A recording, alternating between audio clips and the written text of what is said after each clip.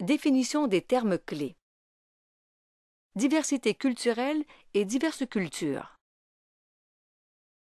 La diversité culturelle se définit par la présence, l'expression et la participation de plusieurs personnes et collectivités différentes qui coexistent au sein de la culture générale d'une société.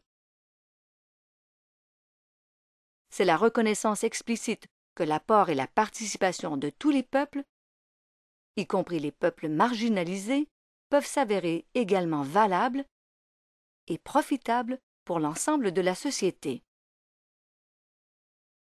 Bien que la diversité culturelle soit un concept général très vaste, le Conseil des arts du Canada emploie l'expression de diverses cultures afin d'identifier de façon respectueuse les groupes ethniques et raciaux marginalisés correspondant aux minorités visibles.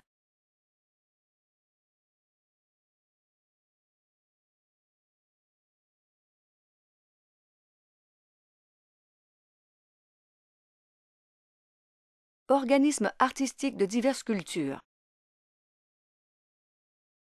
Ces organismes travaillent principalement avec des artistes canadiens appartenant à des minorités visibles, c'est-à-dire d'origine africaine, asiatique, latino-américaine, moyen-orientale ou mixte, et font progresser leurs pratiques artistiques.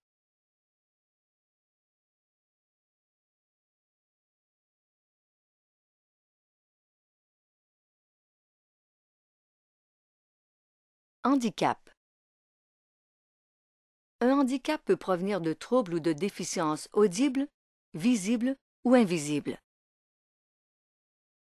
Elles peuvent être présentes depuis la naissance, avoir été causées par un accident ou s'être développées au fil du temps. Indépendamment des caractéristiques particulières des déficiences, la compréhension du handicap par le Conseil des arts repose sur l'expérience vécue. Certaines personnes peuvent présenter des caractéristiques physiques ou mentales qui diffèrent des normes ou des attentes sociales.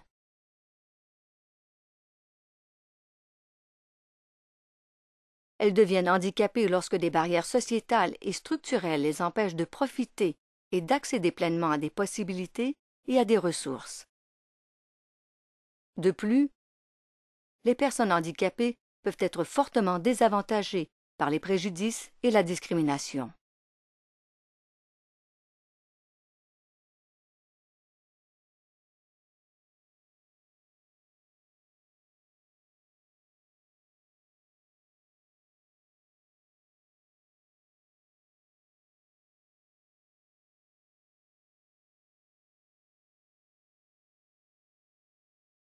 Les organismes axés sur la pratique des artistes handicapés travaillent principalement avec des artistes canadiens handicapés et les aident à développer leurs pratiques artistiques.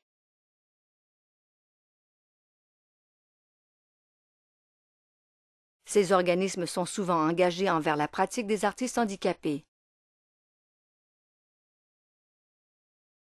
Il s'agit de pratiques artistiques qui explorent et représentent les expressions, les perspectives et les expériences vécues des personnes handicapées.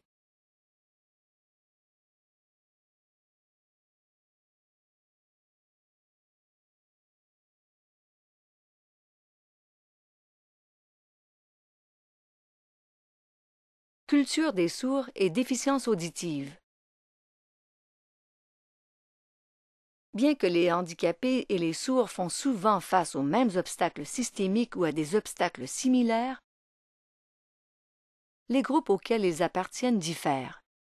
Plusieurs personnes sourdes s'identifient comme membres de la culture des sourds, car ils partagent des traditions, des valeurs, des expériences, des esthétiques, des normes et des langages gestuels distincts.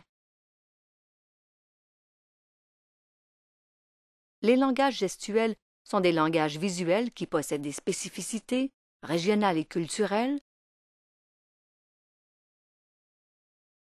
de même qu'une syntaxe et une grammaire uniques qui diffèrent de celles du langage parlé et écrit. De plus, une personne peut présenter un large éventail de déficiences auditives.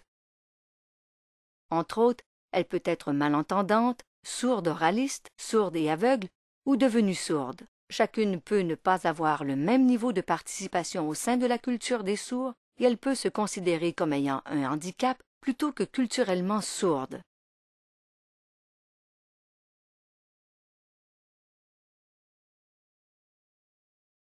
Les organismes axés sur la pratique des artistes sourds travaillent principalement avec des artistes canadiens sourds ou ayant une déficience auditive et les aident à développer leurs pratiques artistiques.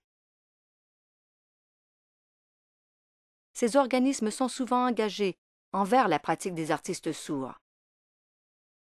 Il s'agit de pratiques artistiques qui explorent la culture des sourds ou qui représentent les expressions, les perspectives et les expériences vécues des personnes sourdes,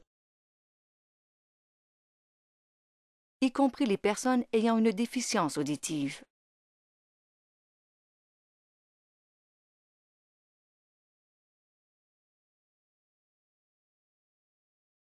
L'équité.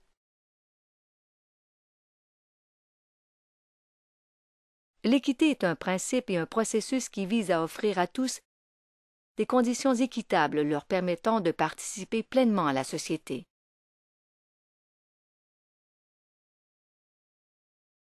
Ce principe reconnaît que, même si toutes les personnes ont droit à un traitement égal, elles n'ont pas toutes le même accès aux ressources, aux possibilités ou aux avantages.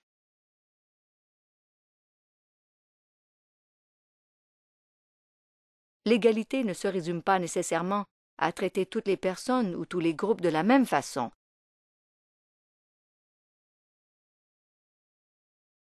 Mais peut exiger le recours à des mesures particulières par souci de justice.